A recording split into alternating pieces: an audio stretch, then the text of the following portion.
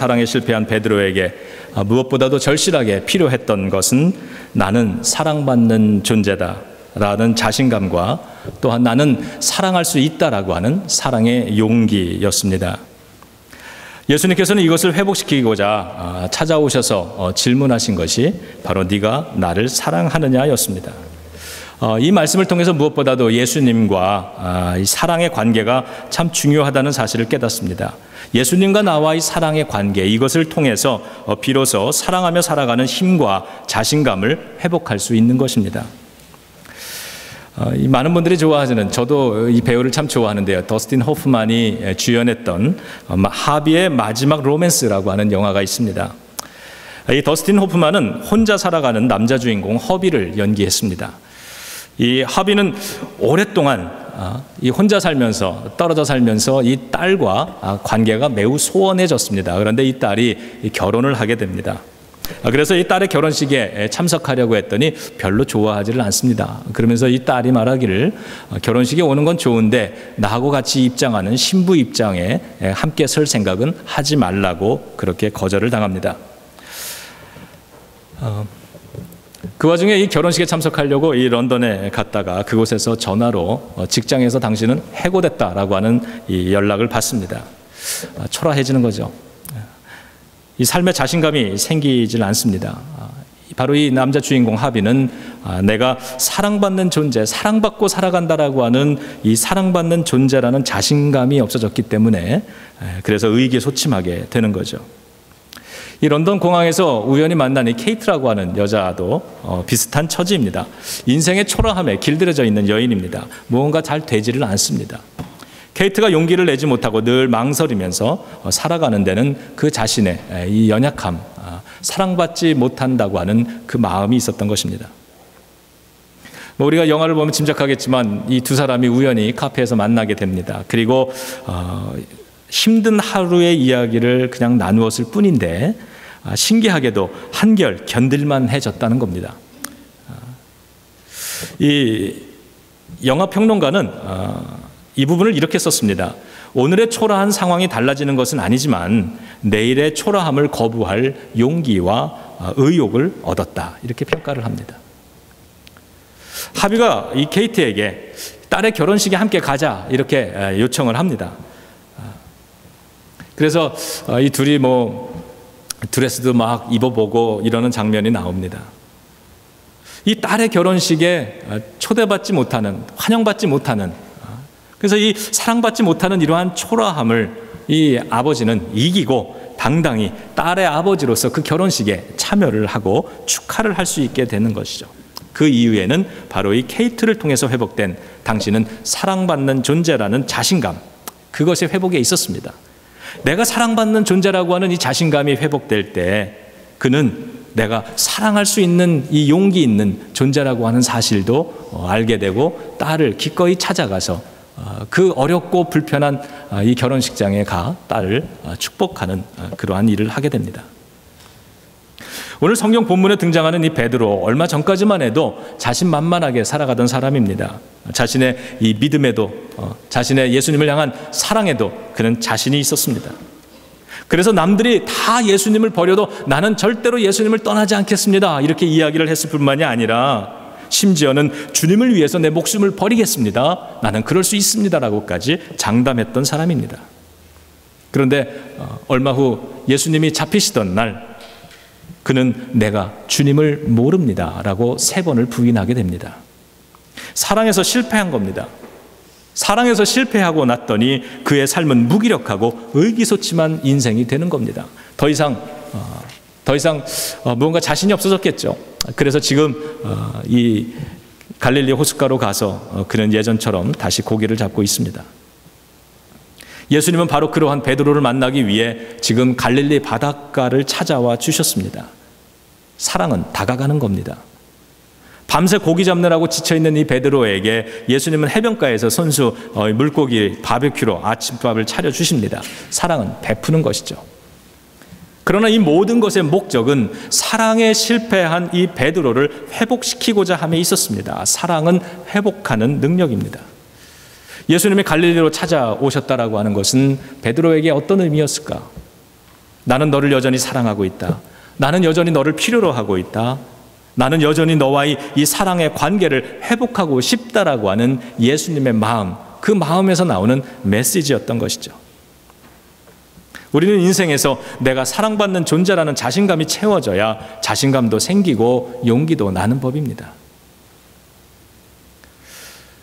비록 베드로가 사랑에서 실패한 적은 있었지만, 그러나 예수님은 아직도 베드로를 사랑한다는 것을 보여주셨고, 베드로에게 다시 한번 내가 주님을 사랑합니다라고 회복할 수 있는 기회를 지금 이곳 바닷가에서 주고 있는 것이죠. 그래서 두 번째로 예수님은 내가 나를 사랑하느냐라고 물으십니다. 갈릴리로 찾아왔다면 그 다음에 네가 나를 사랑하느냐 이렇게 물으셨어요. 왜냐하면 회복은 사랑의 고백을 통해서 일어나기 때문입니다. 네가 나를 사랑하느냐? 네, 제가 주님을 사랑합니다. 우리의 가정에서 또 우리 부모 자식 간에 또 부부 사이에서도 내가 너를 사랑한다라고 하는 이 말, 이 고백은 그 상대방으로 하여금 사랑받는 존재라고 하는 그 삶의 자신감을 부여해 주는 것이고, 또 내가 사랑할 수 있는 존재라고 하는 그러한 용기를 회복시켜 주는 것이죠. 저와 여러분들 우리 모두는 회복돼야 되는 존재들입니다. 특별히 잊고 살아가는 사랑의 능력이 있는데 그 사랑의 능력을 회복해야 되는 줄로 믿습니다. 요즘 그 한국에서 유행하는 단어가 힐링이라는 단어입니다. 치유죠. 힐링. 여러분 혹시 기억하세요? 작년까지 한국에서 유행하던 단어가 뭐였는지? 작년까지 웰빙이라는 단어가 유행했었습니다. 웰빙. 그래서 음식도 웰빙, 뭐든지 다 웰빙을 갖다 붙였어요. 뭐 운동에도 웰빙, 하다못해 어느 붕해를 보니까 웰빙 붕해가 있더라고요. 그런데 작년 몇 년까지 계속 모든 것에 이 웰빙의 바람이 불었는데, 올해 와가지고는 웰빙이라는 말이 쏙 들어가고 대신에 힐링이라고 하는 말들을 사회가 쓰기 시작했습니다. 아마 너무나도 당연한 결과라고 생각을 합니다. 우리가 그동안에 잘 사는 것, 풍요롭게 사는 것, 더 좋은 삶을 누리는 것, 이러면서 사는 것을 추구하다가 보니까 자꾸 아픈 겁니다. 남들은 웰빙이 잘 되는 것 같은데 나는 좀 해보려는데 나는 왜 안 되는 걸까? 이런 아픔도 생기고요. 웰빙 추구해보지만 그럴수록 영적인 공허감은 줄어들지 않는다는 것을 모든 사람들이 체험했기 때문입니다. 좋은 것을 먹고 건강식도 먹고 뭐 좋다는 것을 또 해보고 뭐 그래도 보지만 그것 가지고 채워지지 않는 영혼의 깊은 갈망이 있다는 것이죠. 그래서 요즘 등장한 것이 힐링입니다. 치유죠. 너무나 자연스럽습니다. 우리가 하나님과의 이 관계가 안 되어 있으면 공허한 것입니다. 주님과의 이 사랑의 관계가 회복되어져 있지 않고 우리가 힐링이 없이 우리가 이 웰빙을 찾아 쫓아다닌다면 그 삶은 공허할 수밖에 없는 것입니다. 오늘 베드로는 나는 예수를 모른다고 3번이나 부인했습니다. 그런 베드로에게 예수님은 온전한 3번의 회복의 기회를 주시고자 네가 나를 사랑하느냐고 3번에 걸쳐서 반복해서 물어보셨습니다. 3번 부인했던 베드로에게 3번 긍정의 기회를 주시는 것이죠. 이것이 사랑의 회복, 사랑의 치유인 것입니다. 사랑은 왜 주님은 베드로에게 3번이나 반복해서 물으셨을까? 사랑의 회복은 고백을 통해서 일어나기 때문입니다. 오늘도 내가 당신을 사랑합니다. 집사님 사랑합니다. 권사님 사랑합니다. 장로님 사랑합니다. 목사님 사랑합니다. 우리가 이 사랑의 이야기를 회복함으로써 모든 허물어졌던, 그리고 이 사랑 내가 이거밖에 안 되는가라고 하는, 내가 사랑받지 못한다고 하는 이 사랑에 잃어버린 자신감과 또 내가 저 사람도 내가 사랑할 수 있다고 하는 사랑의 용기, 잃어버린 그 용기, 이것을 오늘 주님의 이 사랑을 통해서 우리가 회복해 볼 수 있기를 주님의 이름으로 축원합니다. 여러분 다 아시듯이 예수님이 내가 나를 사랑하느냐라고 3번 물으실 때에 처음에는 신적인 사랑, 하나님을 향한 사랑, 신을 향한 사랑인 필레오라는 단어를 쓰신 거 아실 겁니다. 그리고 나중에는 형제 간의 우애, 부모와 자녀 간의 그러한 사랑을 의미하는 필레오라고 하는 우애라는 단어를 쓰셨습니다. 너무 거창한 사랑을 추구하면서 살다가 정작 생활 속에서는 사랑한다는 짧은 고백 한마디 못하고 살아가는 인생이 될 수도 있습니다. 우리 부모들이 잘하는 게요, 우리가 자식들에게 평소에 사랑한다는 말 한마디도 못하고 살다가 자녀를 야단치거나 훈계할 일이 생기면 항상 우리는 이렇게 얘기합니다. 내가 너를 얼마나 사랑하는 줄 아니? 내가 얼마나 너희를 위해서 큰 희생을 하고서 여기서 살아가는 줄 알아? 이러죠. 너무 깊어서 헤아리지 못하는 거창한 사랑이 있습니다. 근데 너무 헤아릴 수 없는 큰 사랑보다는 일상의 생활 속에서 사랑한다고 이야기해주는 이 작은 속삭임이 오히려 저 사람이 나를 사랑하는구나 훨씬 더 강하게 다가오는 거죠. 그리고 너무 깊어서 헤아리지 못하는 거창한 사랑도 평소에 사랑한다, 잘했다, 괜찮다, 멋지다 이러한 사소한 사랑의 고백이 있을 때 그 큰 사랑도 느껴지는 것이죠. 교회 생활도 마찬가지라고 생각합니다. 하나님과 우리의 관계도 마찬가지일 겁니다.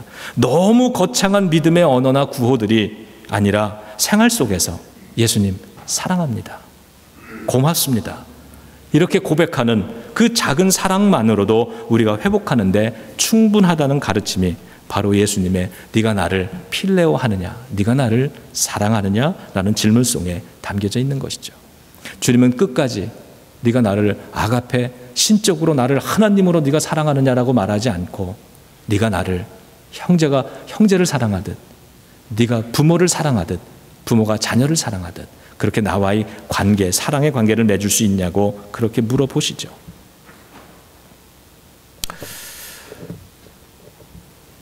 지난 한 주간 동안 이 말씀을 묵상하다가요, 그런 생각이 좀 들었습니다.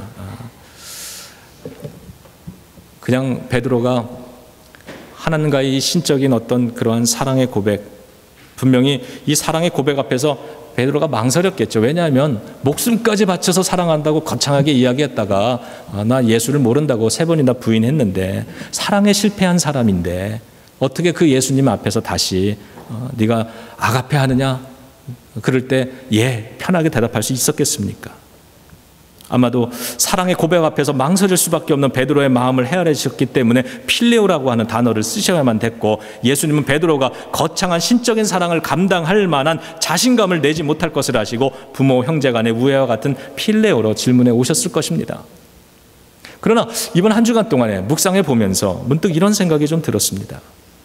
내가 어떤 교인과의 이 관계 속에서 목회자에 대한 일반적인 존경심이나 일반적인 그런 사랑 이런 것만이 아니라 마치 가족같이, 오래된 친구같이, 때로는 의지할 수 있는 그러한 좋은 형제같이 친밀한 이런 우정의 관계를 좀 누리고 싶어하는 그런 마음이 드는 것처럼, 어쩌면 예수님께서도 베드로와의 관계 속에서 하나님과 제자의 관계가 아니라 더 이런 생활 속의 삶 속에서의 친밀한 교제를 나누는 그러한 이 필레오의 사랑을 나누고 싶으셨던 것 아닐까.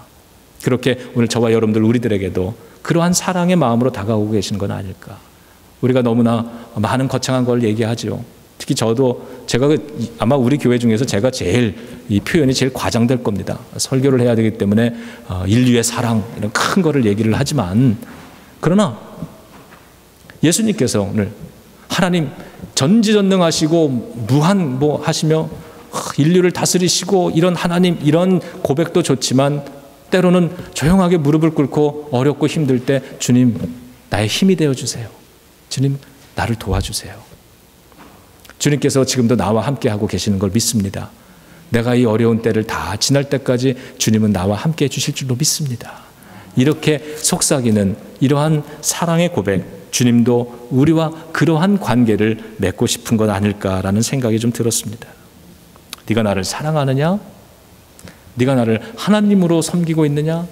네가 나를 하나님처럼 사랑하느냐? 그리고 네가 나를 친구처럼 나와 친밀한 사랑을 나누고 있느냐? 오늘 주님이 베드로에게 묻고 계십니다. 세 번째로 예수님은 그 다음에 내 양을 먹여라 이렇게 얘기하셨습니다. 네가 나를 사랑하느냐? 그러면 내 양을 먹여라. 사랑의 회복이 일어날 때 우리는 비로소 내 자신을 다시 사랑할 수 있고 내 자신의 삶을 아름답게 볼 수 있고, 그리고 더 나아가서 남들을 사랑할 수 있게 되는 것을 우리는 경험합니다.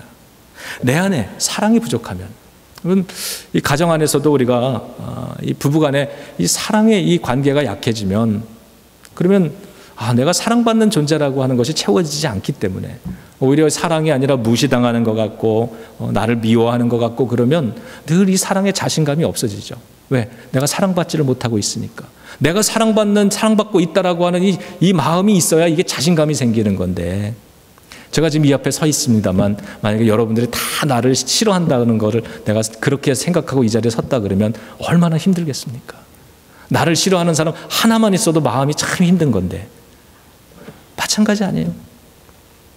이러한 가정에서의 이러한 사랑이 채워지지 않으면 밖에 나와서 다른 사람을 품고 이해하는 게 참 힘들어지는 것, 우리가 아마 경험할 겁니다. 그런데 가정에서 충분한 사랑을 받고서, 그래서 나는 사랑받는 존재야, 나는 참 사랑스러운 존재인가 봐, 나는 참 행복해, 이런 사랑에 받는 자신감이 있는 사람은 밖에 나가서 사람을 만날 때 혹 나에게 조금 실수를 하더라도 그 사랑으로 너그럽게 품어줄 수 있는데, 그 사랑이 공급되지 않으면, 사랑받는 존재라고 하는 자신감이 없어지면 작은 것 하나에도 메마르게 되고 상처받게 되고 고통당하게 되고 그렇게 되죠.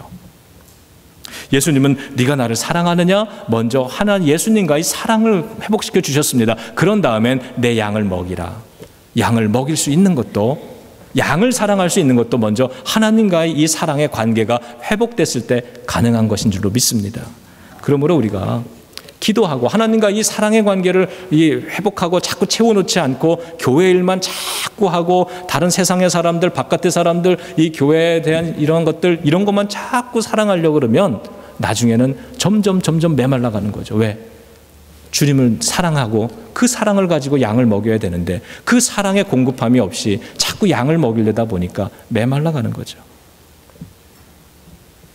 우리가 예수님의 사랑을 받는 것을 확인하고 예수님을 사랑한다고 고백할 수 있고, 이것을 통해서 그 사랑의 관계가 회복될 때 우리는 사명적인 존재가 되어서 내 양을 먹이라는 주님의 말씀, 내 삶을 남을 섬기며 남을 또 사랑하며 살아갈 수 있는 더 용기 있고 멋진 모습으로 살아갈 수 있게 되는 것이라 믿습니다. 사랑에 실패하고 의기소침하고 무기력해져 있는 이 하비와 케이트라고 하는 이 영화 속의 이 두 인물이 서로에게 나에겐 네가 멋지다. 당신의 삶이 참 그렇게 초라해 보이지만, 그렇게 얘기하고 있지만, 그러나 나에게는 당신이 참 괜찮아 보인다. 이렇게 말해주는 사람이 서로 되어주는 것만으로 해요. 그들의 삶 속에 전에 없던 삶의 용기가 나타나고 이제는 사랑하며 살 수 있다고 하는 자신감까지 얻게 되는 것이죠. 그렇듯이 베드로를 향한 예수님의 네가 나를 사랑하느냐라고 하는 이 말씀은 베드로에게 내가 주님을 사랑합니다라고 하는 고백을 할 수 있게 만들어 주었고, 그리고 내가 다시 사랑할 용기가 있구나, 이것을 깨닫게 해 주었습니다. 그리고 더 나아가서는 그러면 내 양을 먹이라라고 말씀하시는 것을 통해서 사랑받는 존재만이 아니라 이제는 누군가를 사랑할 수 있는 그러한 사랑의 용기를 가지는 인생이 되게 해 주신 것처럼 우리들의 삶에도 바로 이 사랑의 회복이 무엇보다도 필요한 줄로 믿습니다. 중년 남자인 이 하비가 자신을 거부하는 딸의 결혼식, 여기에 기꺼이 참석하는 겁니다. 어제 오후에요, 교회로 전화가 한 통화 왔는데 우리 아틀란타에 우리 후배 목사님이 이 DC에서 친척 결혼식이 있어가지고, 이거 CD가 나가죠. 혹시 들으면 안 될 텐데 가족들이. 근데 이렇게 여기까지 왔어요. 근데 혼자 비행기 타고 왔대요. 그런데 아마 DC 아는 사람도 한 번도 없고, 그 결혼 당사자 부모님인 이 친척은 또 손님들 대접하느라고 너무 바빠가지고 자기를 챙겨주지도 못하는데 이 시간은 남아도는데 뭘 해야 될지 모른다 그러면서 이런 표현을 쓰더라고요. 목사님, 나 꿔다는 보리자루야, 이러더라고요. 근데 지금 이 영화 속의 주인공인 이 더스틴 호프만이 이 거절당하고 사랑 환영하지 않는 이 꽂아놓은 보릿자루 같이 그냥 앉아서 가만히 하객이 돼서 구경만 해야 되는 이런 절대로 갈 수 없고 가고 싶지 않은 이 딸의 결혼식에 기꺼이 참석할 수 있는 그 힘이 어디서 나왔을까? 거기에 참석해서 나는 그런 딸에게도 아버지로서의 사랑을 실천할 수 있는 존재라는 이 용기를 어디서 그는 얻어서 보여주고 있는 것일까? 아버지의 사랑을 실천하는 이 사명을 감당할 수 있었던 배경에는 바로 이 케이트라고 하는 한 여자를 만나서 나는 사랑받는 존재구나, 나는 아직도 사랑받을 수 있는 존재구나, 그러한 자신감과 또 나는 누군가를 사랑할 수 없는 사람까지도 내가 사랑할 수 있는 그러한 사랑의 능력을 회복한 그러한 사람이구나는 사랑의 이 용기, 그것을 회복했기 때문이죠. 예수님을 향한 사랑의 회복을 우리가 이룰 수 있다면 그 사랑의 회복은 우리로 하여금 더 사랑할 수 있는 용기 있는 실천의 삶, 주님의 다른 양들을 섬길 수 있고 먹일 수 있는 그러한 삶으로 우리를 인도해 줄 줄로 믿습니다. 사랑해야 할 사람조차 사랑하지 못하며 살아가는 오늘 이 이기적인 이 시대와 풍조 속에서 그래도 사랑할 수 있는 사람을 사랑하며 산다는 것은 참 기특한 일이지만, 그러나 마태복음 5장의 말씀을 생각해 보면 사랑할 수 있는 사람을 사랑하는 것은 결코 자랑할 만한 일이 아닌 것을 배우게 됩니다. 마태복음 5장은 이렇게 얘기합니다. 너희가 너희를 사랑하는 자를 사랑하면 무슨 상이 있으리요? 세리도 이같이 아니하느냐? 또 너희가 너희 형제에게만 무난하면 남보다 더 잘하는 것이 무엇이 있겠느냐? 이방인들도 다 그렇게 하지 않느냐? 그러므로 하늘에 계신 너희 아버지의 온전하심 같이 너희도 사랑 안에 온전하라 말씀합니다. 이 모든 것이 예수님의 사랑을 회복한 베드로 속에서 나타나기 시작했다는 것입니다. 사랑하기 곤란하고 사랑하기 참 어려운 사람들이 아마 있을 겁니다. 그러한 사람을 사랑하는 것이 진정한 사랑의 능력이라고 성경이 가르쳐 줍니다. 그것을 가능케 하는 것은 우리의 결단도 아니고 우리의 의지도 아니고 바로 우리를 회복하게 하시는 예수 그리스도의 사랑이라고 오늘 본문이 가르쳐 줍니다. 예수 그리스도의 사랑을 오늘 이 예배를 통해서 주님이 지금도 갈릴리로 찾아오시듯이 우리들의 이 어렵고 메마르고 낙심한 그리고 사랑의 용기를 잃어버린 이러한 오늘 이 예배의 자리 나에게 주님이 저 십자가의 사랑으로 우리를 찾아오셨을 때, 그래서 내가 너를 사랑한다고 이야기해 주실 때, 그때 오늘 이 예배를 통해서 우리는 그래요, 예수님, 내가 주님을 사랑합니다라고 찬송으로 고백하고 예배로 고백할 수 있는 것이죠.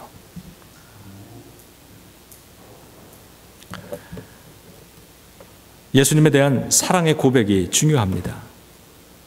예수님을 사랑하는 것에 실패했고 그 사랑을 고백하는 것에 3번이나 실패했을 때 베드로는 다른 사람을 찾아가는 것도 어려웠고 다른 사람을 사랑하는 것도 어려웠고 자기 자신을 사랑하기도 참 어려워졌을 텐데, 그런 베드로를 찾아오신 예수님이 네가 나를 사랑하느냐?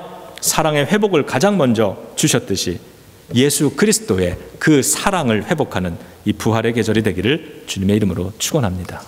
기도하겠습니다.